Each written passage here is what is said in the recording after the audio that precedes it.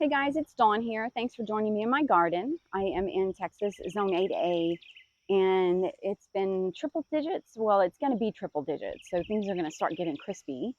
So we have got to get a front yard tour in before that starts happening. So we are going to start on this side, and we'll work our way around, and then we'll do a loop-de-loop and come back and work around the other way. So thanks for joining me.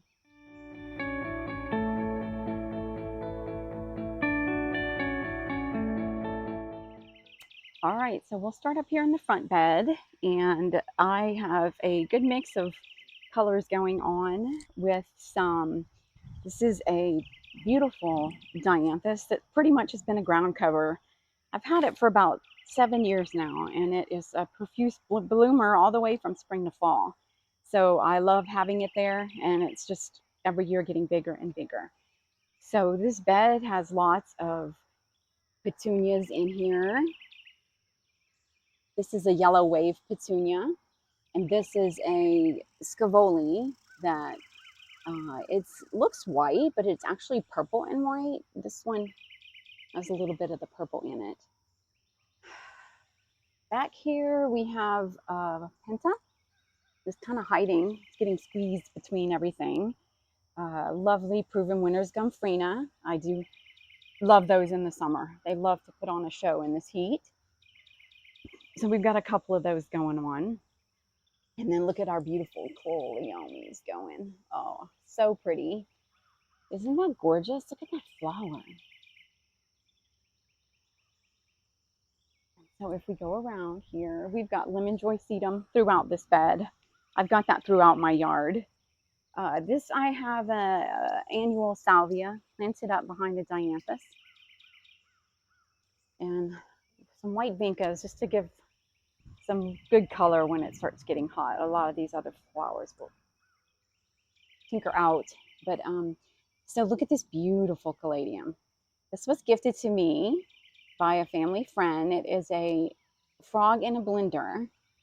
So every single leaf will be just so different. Isn't that gorgeous? Beautiful. Then I've got some variegated carex behind it, which I just love the texture. And in this bed, we've got white azaleas planted up throughout. Big drift coming through here. Let me go around. Sadly, this is a dahlia. Look at the gorgeous purple foliage, but it lasted one day. It was just too hot. And this is just a morning sun bed, so that was disappointing. Right next to it, I do have some white skullcap. I do love how this just mounds so nicely and neatly.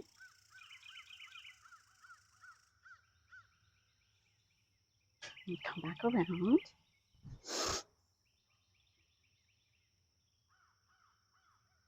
And then we have, of course, that glorious Liatris. Such a show. Isn't that just gorgeous? Beautiful. Then we've got an early phlox that is still blooming. So this one bloomed early spring and has been blooming since. It still has lots of blooms ready to go. And then, let's see, I've got I think everybody knows what this is. A beautiful proven winners. I think it's stormorific hardy hibiscus, which is about to explode. And this is not what I intended it to be. It was supposed to be a white flower with a red center. So they look like they're going to be a deep burgundy. It'll be interesting to see how that looks and what variety I got. And then behind that is a gorgeous, gorgeous Monrovia rose. This is some type of floribunda. I do not have the name of it right off the bat, but look how bright pink. Oh, isn't that beautiful? And it is covered in buds, just covered, ready to explode. And it keeps exploding all summer long, this rose. So under the hibiscus, I have bubblegum petunia, everybody's favorite. Planted up with some Dusty Miller, and I love how it starts coming up through there. So I did just transplant some lesser catmint, which is one of my favorite perennials in my garden. I thought the white would be beautiful coming up through this dark foliage. So I'm excited to see that happen. It does grow super fast. And mixed in through this bed is just some perennial white dianthus, that another dianthus that just blooms from spring to fall. So I rely on this to give me color all the time, but in the summer it does kind of fizzle out a little bit, but it still has some color on it. And it's okay, because at that time I get my color from so many other places. So we have some more lemon coral sedum, and this is my peony, which has never flowered for me. And we are going on the 5th year with this peony. So I think it is getting too much shade.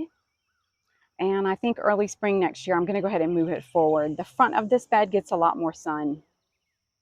So I think that should take care of the problem. But I want to show you this fern back here. Let me get in close. Look at the texture of this fern. Is that gorgeous? So this is a perennial, and it comes back every year in my garden. This was gifted to me by my dad. He has lots of these. And if you were watching my other videos, you'll see that I planted up these cone flowers to add some bold color over here. We've got some daylilies coming in underneath. But I do love the yellow right next to the Proven Winners meteor shower verbena. So after planting these, I did cut all the flowers off of this one. It looked like it was struggling to get adjusted, so I didn't want to take a chance. The others still look strong, so we'll see. I may go ahead and cut the flowers off so they can focus on the roots. We will see. And back here is another hardy hibiscus. This one I just transplanted. It was in a spot, it was just getting way too large. So I cut it all the way back and moved it here. Look how big it is already. But it also, I see it also has blooms on it. So I'm not sure if it's going to be able to stay back here. This is a lot of shade. So we will see. But the meteor shower verbena is putting on a constant show. Gorgeous, gorgeous, gorgeous. All right, now all along here, we have lantana, gorgeous Proven Winners lantana that is so sweet. I do love the flower, so sweet. And then behind that is some rock candy penstemon. I think I see a few blooms open on some of the other ones. So more lantana. And then here's some more penstemon. These are just starting to open. And then we've got azaleas behind here. And mixed in here, I have a few zinnia volunteers. I always love it when they pop up elsewhere in the yard.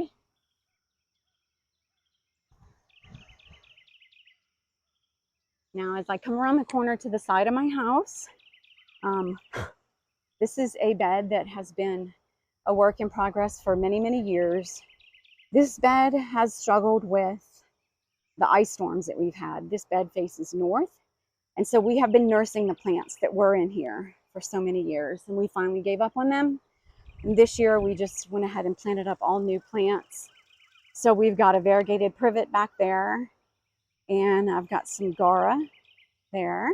And then these are all double play doozies. So I look forward to seeing those blooms come up. And then in front of that is balloon flower. Some little balloon flowers coming up. And I'm looking forward to them just kind of mounding, forming maybe a little ground cover here in front. Here's one in bloom. So everything in this bed is fairly new.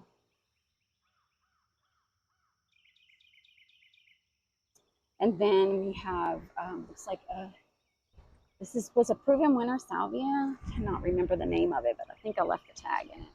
It is coming into bloom. Unplugged pink, it's called.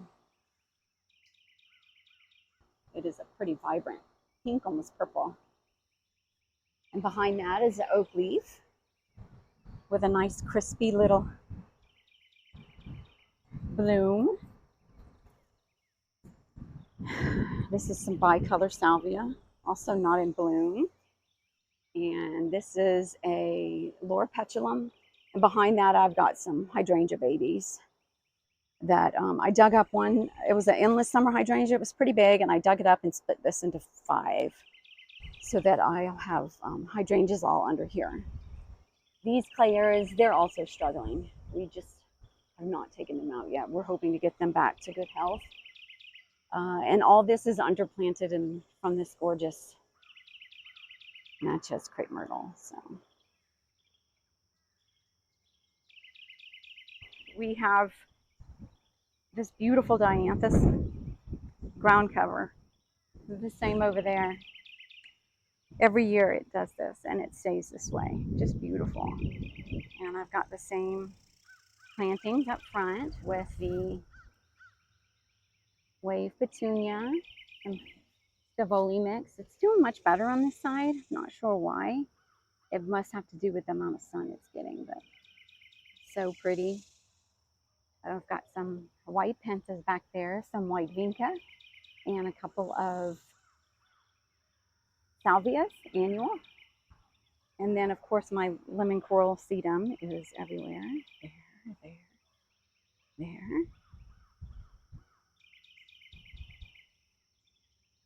This is pink skullcap. Sweet little flower. And it was covered the other day. Not as much anymore. More petunias. And this bed has some white angelonia in here just to give us a good sprinkle. Let me go up to these caladiums so you can see how huge they are. Isn't that gorgeous?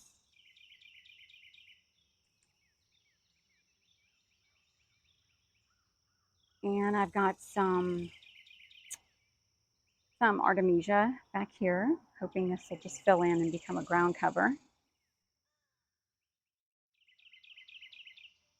And then that is a bridal respirea, beautiful in the spring. Okay.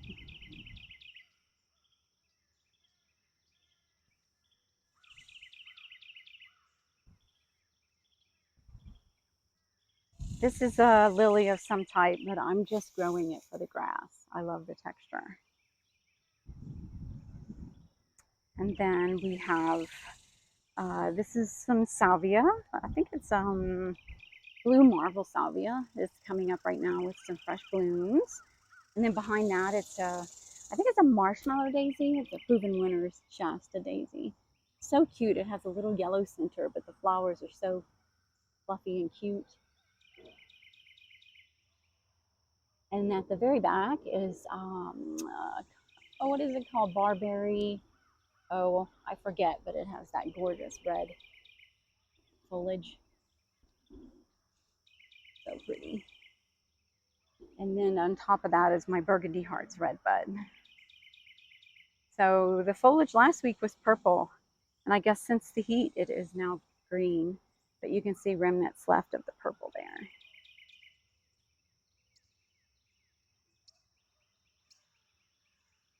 And then underplanted is just a bunch of coleus from seed. I cannot believe how huge it is. That is just insane. It's bigger than my Nandina already. And then again, I've got just some white angelonia all along here. And then we've got some pretty little balloon flowers. I've got a good mix of perennials and annuals up here. And then we've got some white vinca with a lemon coral sedum here. And then this is dianthus that actually looks like it is getting ready to start blooming, finally. I don't know what's up with it, but it's super slow this year.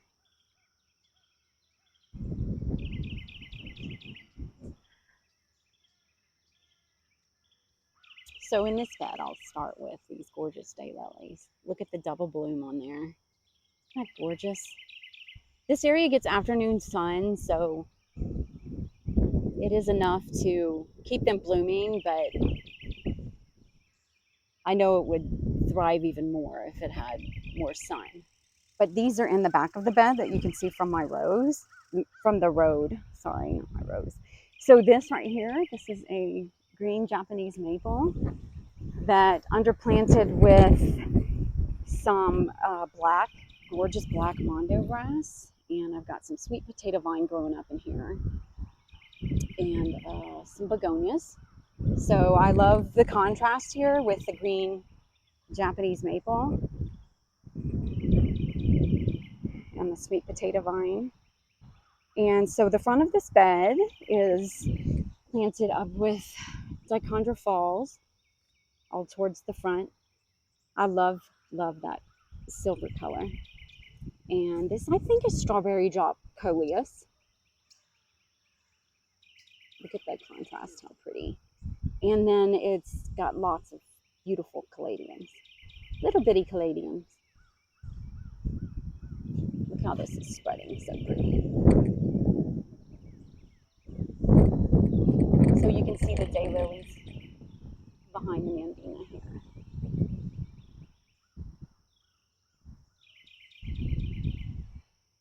That is mostly whites and pinks and some purples up in there.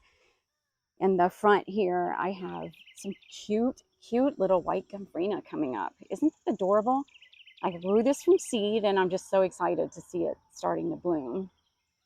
So it is underplanted with some white vinca and some bubblegum petunia. I hate to plant vinca, but I think it gets a bad rap. It does so amazing in our summers. So if I want color and not have to worry about anything browning and crisping up, it is my go-to. So uh, also in this bed it's a perennial plumbago. So look at the little blue flower coming out on this. And I think this one's getting way too much water because the leaves should not look like that. Here's one coming up that you can see what it should look like. So they've got a bright blue flower. And it is spreading. So every year it comes back and makes little baby plants. So also in this bed, I've got Gara. This is with the white Gara that I just clipped back. I do feel like it comes back a lot stronger after I clip off the first set of blooms.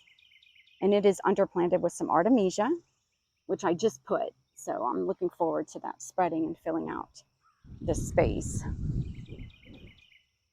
And this bed is filled with my white drift roses, which are coming out of bloom, but I do see lots of new growth on them already. So I don't clip these back. These are newer drift roses, and I do kind of want them to fill out more in this area. So I'm letting these continue to go. They are self-cleaning, so I'm not going to worry about cutting these up too much. But in this same bed, I've got Cosmos coming up in the center of all of these roses. So I think this is Cosmos Sensation, and then I have Cosmos Cupcake White planted up in here. Okay. And this is some gorgeous Lysianthus. Isn't that beautiful? Every year it comes back stronger.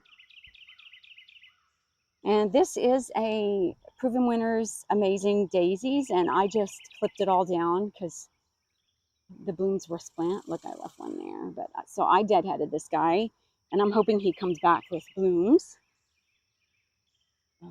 And then we've got the gorgeous Leatris, obviously. The color is so vibrant.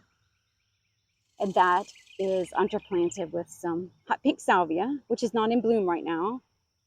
I did clip these. And on this side, again, there's some more Cosmos coming up.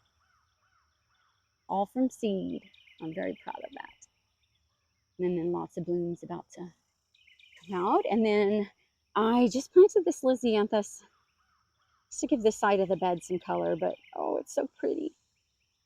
So that is filling out the back side here. And I look forward to filling in this whole area here.